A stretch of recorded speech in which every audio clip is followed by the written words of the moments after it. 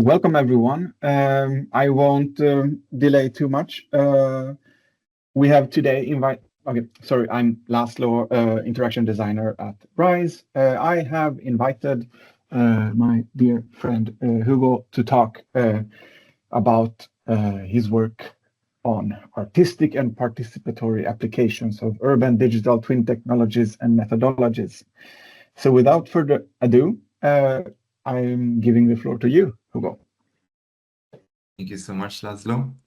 And thank you for having me. I think I'll start with a little intro of my work and my past experience to give you a sense of how I ended up where I am now, and then focus a little bit on a little update of a ongoing project, which is my master's thesis at HDK Valand. So the simplest way to summarize what I'm up to or what I do these days is that I'm a designer and a digital artist working with participatory city making, and we'll look at that in further detail in a second. But I actually come from a fairly traditional, let's say, industrial design and service design background with a focus on co-creative methods and user research. So from 2014 to 2017, I was in the US working in design consultancies, fairly boutique, but for bigger clients on user scenarios, user research, design ethnography. And then in 2017 until 2020, I joined a studio in India called Quicksand Design Studio, where I did more of the same, plus quite a bit more co-creative work, design fiction, and discovered the world of, let's say, environmental storytelling or storytelling through digital spaces. Which then brought me, in 2020, I moved for personal reasons to the Netherlands at first, before coming to Sweden here. And that move, with that move, I became a freelancer, an independent designer, and tried to find a focus to anchor my practice in. And this is why I refer to it as participatory city making. And so this is a wide range of workshop research projects that often involve some kind of digital component, because I've found quite a bit of comfort in that and its ability to create often a red thread for participants and also a certain degree of surprise in the way I approach these mediums. But one way to summarize them is that most of my work these days has some kind of socio-spatial inquiry, which builds on the work of user research, and tries as much as possible to weave in elements of new media art, gaming cultures, and I have different ways of going about it. Today, I will speak to the work that I think is closest to design practice, but I also have an artistic practice with a friend of mine called Pedro Gil Farias, and our artist duo name is whatamess.city. It's also the URL of our website. But so where I wanted to start is a project I did pretty early on, I think in 2017 or 2018, at this design studio called Quicksand Design Studio in Delhi, with a colleague of mine. And long story short, we were tasked with, over the course of 5 days, providing an experience for exhibition design students who had only worked with analog tools to create a world building and futuring exercise around a upcoming water supply shortage in India, and then to translate that into a physical model and space, which would then, in the last 2 days, have to be translated into a navigable experience in Unity, the game engine. And through that experience, I really enjoyed, basically discovered how much I enjoyed this transition back and forth between physical and digital. Before this, I had made interactive experiences and products, but I think this back and forth and this process of translation is something that I really enjoyed. This was a pretty popular format. We were commissioned to do quite a few more in different settings, but then the pandemic settled in. And these formats were pretty intensive, sometimes it'd be 9 a.m. to midnight if students required it or wanted to. But you can imagine that, one, it was taxing for us, but two, during the pandemic, that became much more difficult. And around that time, I saw a documentary because I'm a big fan of Plethora Project, who's behind Blockhood and another game called Commonhood. And so he's featured in this documentary, which I really recommend. It's aged quite well, even if it's almost 10 years old, that explores how different video games are used to engage in questions of city making. And so this got me thinking that maybe we could try to do some of the storytelling, environmental storytelling workshops we did in the past in person using collaborative video games. This was a common practice in Minecraft, for instance, but over very, very extended periods of time. And so I got pretty excited about the idea of using Fortnite Creative, which invites a much more kit-bashy, let's say, kind of ad hoc approach to designing, where you really feel like you're prototyping things. You know, you can get a bathtub, scale it up, and it becomes a fridge if you choose to, right? And so there's this really a fun approach to making and this kind of associative thinking.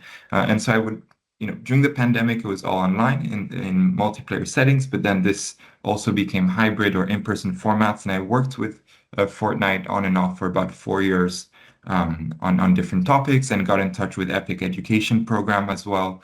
So it was a pretty well received format. I won't go into it too much more because I just saw when I posted this screenshot that it's 45 minutes worth of reading according to Medium's estimate detailing out this work. So I will let you have a look should you choose to do so. But what I'm here to talk about is my current master's thesis project, which tries to look at this ad hoc making nature that I kind of that I briefly brought up with Fortnite, but how can it inform the way we think about urban digital twins and twinning efforts? So just to set a point of departure. When I started looking into digital twins, I found a CNN interview with Anders Log, who's the director of the Digital Twin City Center, and who I am sure you know, who talks about them as elevated 3D city models that use real-time data and artificial intelligence to become virtual living mirrors of their physical counterparts. And I find that really interesting that then this is explicited or made tangible by saying you can simulate everything from infrastructure and construction to traffic pattern to energy and consumption, energy consumption, which, as we know, is a big question of around city making, but it's not necessarily the only aspect, let's say. And this is, a bit of a trope even. I came across this clip in Billions where for a bid for the New York City Olympics, the character, one of the protagonists, is using a digital twin of New York City and the bid that he's proposing, saying, "Dazzle the man. I told my people, dazzle the man, leave nothing to the imagination." And one thing I found funny is that both in this example and the one before, there's this sense of totalizing visions almost. Like it's so full that we're covering everything. It's already a living mirror and double. And so by being able to take a more ad hoc approach, I think that allowed me to basically set myself up to make one from scratch, first and foremost, with the means that I have at hand, which are perhaps more limited than the more typical kind of teams that develop digital twins. But also I wanted to, because of what we just saw, look for some blind spots. And I thought that perhaps looking at contested spaces or spaces of friction around city making are things that are less likely to be in digital twins. This is an assumption that I started with that I'm still exploring and testing out. Because while I'm going to show you what I am making in this design program, I am also sitting in on the development of a digital twin as a kind of part of a participant observation. And this is the CultVis visualization, in collaboration with the city of developed in collaboration with the city of Gothenburg and Gothenburg Film Studios. And just so one more definition, really quickly, ad hocism, according to Charles Yanks, advocates for the joining of disparate parts and systems, individual creativity, and meaning produced through making. And to me, this was a really nice kind of overarching term for aspects of gaming culture I really appreciate around modding, tech mining, ripping assets, and this sort of use after use also of projects where games can become game engines if they're modded enough, but basically where the use of the thing in question ends up exceeding initial intent, initial scope, basically. And so to do so, I wanted to take inspiration from two projects. One is the Toaster project by Thomas Thwaites. Maybe you're familiar with it, but it's a design project where a toaster was made, quote unquote, from scratch to basically visibilize the infrastructural dependencies that many designers have today and create this sort of ambiguous feeling of, what kind of agency do we have? What kind of dependencies? How do we feel about it, basically? And how effectively can we make things on our own?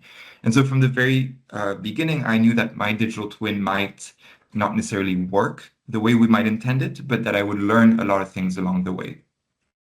And as an anchor, I thought I wanted to, I had just replayed Disco Elysium, which some of you might maybe be familiar with, but which offered a lot of very interesting elements that I thought I could try to copy. One of them is the camera angle. It's isometric and yet dynamic. There are UX and UI aspects that are interesting. It's 3D models that were also repainted on. So there are a lot of really interesting details to read into. But there's also a very nice kind of geographical scope to document a very specific area in a fictional city that has many contested spaces. And just as much as you travel within that neighborhood, you also travel across different non-playable characters' respective ideologies, which was something that I've been really keen to explore and that I already started exploring last year. And I thought that that would become a perfect pretext, excuse to explore a world that I'm not as familiar with of subjective mapping, investigative mapping, drawn from the work, for instance, of forensic architecture, but also inspiration from maybe Mole Industria, who's been a big proponent of playing with the idea of SimCity games and city simulations. So my digital twin, this is definitely not what I expected to do, basically. At first, I was looking for other kinds of locations, but in May 14th, 2024, I started being involved with the Gazaplatzen encampment in front of the main GU building. And this ended up presenting a very unique opportunity and explicit manifestation of contestation. And so I was wondering if I could try to twin this site and what that would mean. So the site stands in protest, the site and the student movement that I'm a part of, GU Students for Palestine, stands in protest of the occupation of Palestine and has been mobilizing for the past year and a half to pressure GU to put an end to its complicity in the ongoing genocide in Palestine.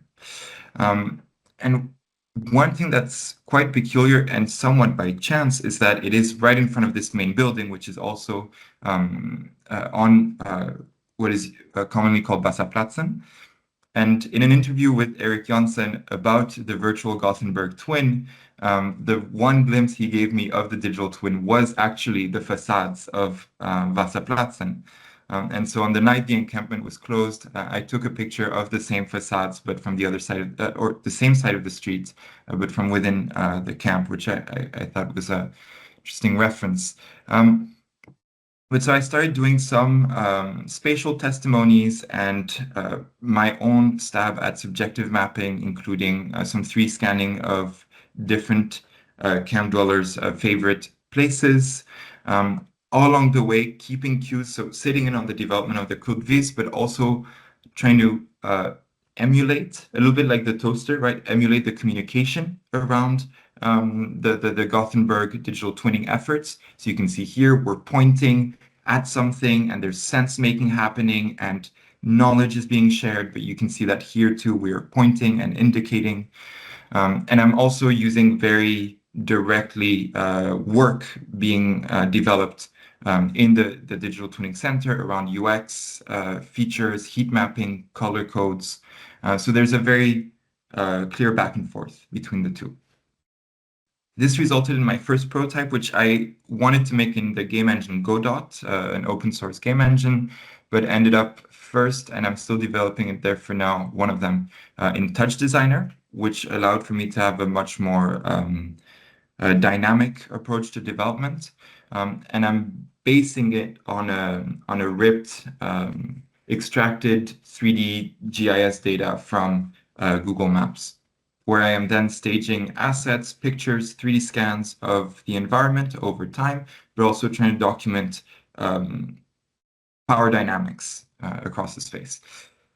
So I mentioned some of these, but basically, if you try to think of the data and the systems that are being kitbashed together here, you have 3 scans, ripped GIS data, spatial testimonies in the form of stories or sketches, crowdsourced photos and videos, news clippings that are being embedded and hyperlinked.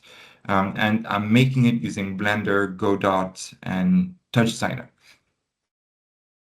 I'm reaching the end of the show and tell, and I'll close with a couple of thoughts or questions. But what I want to also make explicit is that I no longer have one digital twin, which I think is the same with Gothenburg, but I now have 3 that I'm developing in parallel.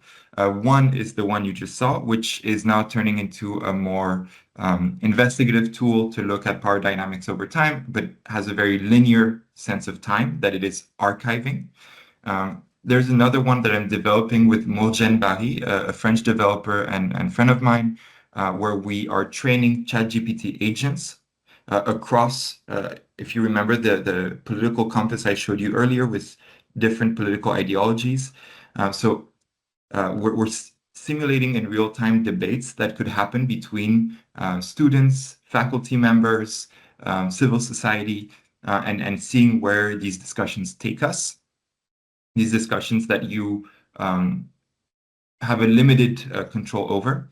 And the third one is a more kind of fantastical or out of time rendition of the encampment. That's almost like a theme park ride in that it's very circular, but it's stitched moments. So it's the library from day 1. It's the security tent from day 200. It's basically a stitched representation. And so all of these have different notions of time and offer different timescapes.